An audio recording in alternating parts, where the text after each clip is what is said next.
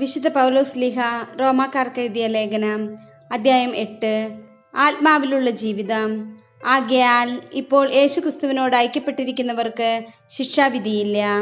എന്തെന്നാൽ യേശുക്രിസ്തുവിലുള്ള ജീവാത്മാവിൻ്റെ നിയമം നിന്നെ പാപത്തിൻ്റെയും മരണത്തിൻ്റെയും നിയമത്തിൽ നിന്ന് സ്വതന്ത്രനാക്കിയിരിക്കുന്നു.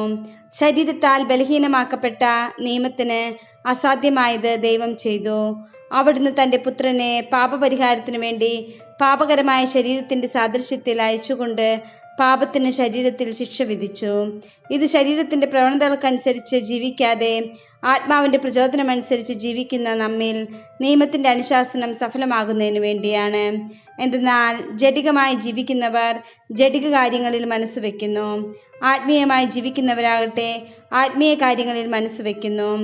ജഡിക അഭിലാഷങ്ങൾ മരണത്തിലേക്ക് നയിക്കുന്നു, ആത്മീയ അഭിലാഷങ്ങൾ ജീവനിലേക്കും സമാധാനത്തിലേക്കും. ജഡിക താല്പര്യങ്ങളിൽ മുഴുകിയിരിക്കുന്ന മനസ്സ് ദൈവത്തിൻ്റെ ശത്രുവാണ്. അത് ദൈവത്തിൻ്റെ നിയമത്തിന് കീഴ്പ്പെടുന്നില്ല, കീഴ്പ്പെടാൻ അതിന് സാധിക്കുകയുമില്ല. ജഡിക പ്രവണതകൾ അനുസരിച്ച് ജീവിക്കുന്നവർക്ക് ദൈവത്തെ പ്രസാദിപ്പിക്കുക സാധ്യമല്ല. ദൈവത്തിൻ്റെ ആത്മാവ് യഥാർത്ഥമായി നിങ്ങളിൽ വസിക്കുന്നെങ്കിൽ നിങ്ങൾ ജഡികരല്ല, ആത്മീയരാണ്. ക്രിസ്തുവിൻ്റെ ആത്മാവില്ലാത്തവൻ ക്രിസ്തുവിനുള്ളവനല്ല. എന്നാൽ നിങ്ങളുടെ ശരീരം പാപം നിമിത്തം മൃതമാണെങ്കിലും ക്രിസ്തു നിങ്ങളിലുണ്ടെങ്കിൽ നിങ്ങളുടെ ആത്മാവ് നീതി നിമിത്തം ജീവനുള്ളതായിരിക്കും. യേശുവിനെ മരിച്ചവരിൽ നിന്ന് ഉയർപ്പിച്ചവൻ്റെ ആത്മാവ് നിങ്ങളിൽ വസിക്കുന്നുണ്ടെങ്കിൽ യേശുക്രിസ്തുവിനെ ഉയർപ്പിച്ചവൻ നിങ്ങളുടെ മർത്യ ശരീരങ്ങൾക്കും നിങ്ങളിൽ വസിക്കുന്ന തൻ്റെ ആത്മാവിനാൽ ജീവൻ പ്രദാനം ചെയ്യും. ആകയാൽ സഹോദരരെ, ജഡിക പ്രവണതകൾക്കനുസരിച്ച് ജീവിക്കാൻ നാം ജഡത്തിന് കടപ്പെട്ടവരല്ല. ജഡികരായി ജീവിക്കുന്നെങ്കിൽ നിങ്ങൾ തീർച്ചയായും മരിക്കും. എന്നാൽ ശരീരത്തിൻ്റെ പ്രവണതകളെ ആത്മാവിനാൽ നിഹനിക്കുന്നെങ്കിൽ നിങ്ങൾ ജീവിക്കും. ദൈവാത്മാവിനാൽ നയിക്കപ്പെടുന്നവരെല്ലാം ദൈവത്തിൻ്റെ പുത്രന്മാരാണ്. നിങ്ങളെ വീണ്ടും ഭയത്തിലേക്ക് നയിക്കുന്ന അടിമത്തത്തിൻ്റെ ആത്മാവിനെയല്ല, മറിച്ച് പുത്രസ്വീകാര്യത്തിൻ്റെ ആത്മാവിനെയാണ് നിങ്ങൾ കൈക്കൊണ്ടിരിക്കുന്നത്.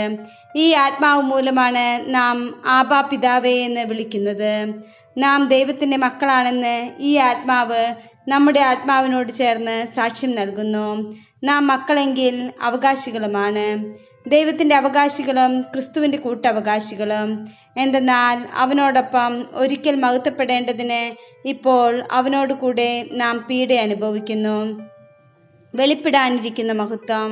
നമുക്ക് വെളിപ്പെടാനിരിക്കുന്ന മഹത്വത്തോട് തുലനം ചെയ്യുമ്പോൾ ഇന്നത്തെ കഷ്ടതകൾ നിസ്സാരമാണെന്ന് ഞാൻ കരുതുന്നു. സൃഷ്ടപ്രപഞ്ചം ദൈവമക്കളുടെ വെളിപ്പെടുത്തലിനെ ആകാംക്ഷയോടെ കാത്തിരിക്കുന്നു. അത് വ്യർത്ഥതയ്ക്ക് അടിമപ്പെട്ടിരിക്കുന്നു. സ്വന്തം ഇഷ്ടത്താലല്ല, പ്രത്യാശ കൊടുത്ത് അതിനെ അധീനമാക്കിയവൻ്റെ അഭീഷ്ടപ്രകാരം സൃഷ്ടി ജീർണതയുടെ അടിമത്തത്തിൽ നിന്ന് മോചിതമാകുകയും ദൈവമക്കളുടെ സ്വാതന്ത്ര്യം പ്രാപിക്കുകയും ചെയ്യും. സമസ്ത സൃഷ്ടികളും ഒന്നു ചേർന്ന് ഇതുവരെയും ഈറ്റുനോവ് അനുഭവിക്കുകയും നെടുവീർപ്പിടുകയും ചെയ്യുന്നു എന്ന് നമുക്കറിയാം. സൃഷ്ടി മാത്രമല്ല, ആത്മാവിൻ്റെ ആദ്യഫലം ലഭിച്ചിരിക്കുന്ന നാമും നമ്മുടെ ശരീരങ്ങളുടെ വീണ്ടെടുപ്പാകുന്ന പുത്രത്വ ലബ്ധി പ്രതീക്ഷിച്ചുകൊണ്ട് ആന്തരികമായി വിലപിക്കുന്നു. ഈ പ്രത്യാശയിലാണ് നാം രക്ഷ പ്രാപിക്കുന്നത്. കണ്ടു കഴിഞ്ഞാൽ പിന്നെ പ്രത്യാശയല്ല. താൻ കാണുന്നതിനെ ഒരുവൻ എന്തിനു പ്രത്യാശിക്കണം? എന്നാൽ കാണാത്തതിനെയാണ് നാം പ്രത്യാശിക്കുന്നതെങ്കിൽ അതിനുവേണ്ടി നാം സ്ഥിരതയോടെ കാത്തിരിക്കും. നമ്മുടെ ബലഹീനതയിൽ ആത്മാവ് നമ്മെ സഹായിക്കുന്നു. വേണ്ടവിധം പ്രാർത്ഥിക്കേണ്ടത് എങ്ങനെയെന്ന് നമുക്കറിഞ്ഞുകൂടാ. എന്നാൽ അവാച്യമായ നെടുവീർപ്പുകളാൽ ആത്മാവ് തന്നെ നമുക്ക് വേണ്ടി മധ്യസ്ഥം വഹിക്കുന്നു. ഹൃദയങ്ങൾ പരിശോധിക്കുന്നവൻ ആത്മാവിൻ്റെ ഇംഗിത്വം ഗ്രഹിക്കുന്നു. എന്തെന്നാൽ ആത്മാവ് ദൈവഹിതമനുസരിച്ചാണ് വിശുദ്ധർക്ക് വേണ്ടി മാധ്യസ്ഥം വഹിക്കുന്നത്. ദൈവത്തെ സ്നേഹിക്കുന്നവർക്ക്, അവിടുത്തെ പദ്ധതി അനുസരിച്ച് വിളിക്കപ്പെട്ടവർക്ക് അവിടുന്ന് സകലവും നന്മയ്ക്കായി പരിണമിപ്പിക്കുന്നു എന്ന് നമുക്കറിയാമല്ലോ. അവിടുന്ന് മുൻകൂട്ടി അറിഞ്ഞവരെ തൻ്റെ പുത്രൻ്റെ സാദൃശ്യത്തോട് അനുരൂപരാക്കാൻ മുൻകൂട്ടി നിശ്ചയിക്കുകയും ചെയ്തു. ഇത് തൻ്റെ പുത്രൻ അനേകം സഹോദരരിൽ ആദിജാതനാകുന്നതിന് വേണ്ടിയാണ്. താൻ മുൻകൂട്ടി നിശ്ചയിച്ചവരെ അവിടുന്ന് വിളിച്ചവരെ നീതീകരിച്ചവരെ മഹത്വപ്പെടുത്തി. ദൈവസ്നേഹ പാരമ്യം. ഇതിനെക്കുറിച്ച് നാം എന്താണ് പറയേണ്ടത്? ദൈവം നമ്മുടെ പക്ഷത്തെങ്കിൽ ആര് നമുക്കെതിരെ നിൽക്കും? സ്വപുത്രനെ പോലും ഒഴിവാക്കാതെ നമുക്കെല്ലാവർക്കും വേണ്ടി അവനെ ഏൽപ്പിച്ചു തന്നവൻ അവനോടുകൂടി സമസ്തവും നമുക്കും ദാനമായി നൽകാതിരിക്കുമോ? ദൈവം തിരഞ്ഞെടുത്തവരുടെ മേൽ ആര് കുറ്റം ആരോപിക്കും? നീതീകരിക്കുന്നവൻ ദൈവമാണ്. ആരാണ് ശിക്ഷാവിധി നടത്തുക? മരിച്ചവനെങ്കിലും ഉത്ഥാനം ചെയ്തവനും ദൈവത്തിൻ്റെ വലത്തുഭാഗത്തിരുന്ന് നമുക്ക് വേണ്ടി മാധ്യസ്ഥം വഹിക്കുന്നവനുമായ യേശുക്രിസ്തു തന്നെ. ക്രിസ്തുവിൻ്റെ സ്നേഹത്തിൽ നിന്ന് ആര് നമ്മെ വേർപെടുത്തും? ക്ലേശമോ, ദുരിതമോ, പീഡനമോ, പട്ടിണിയോ, നഗ്നതയോ, ആപത്തോ, വാളോ?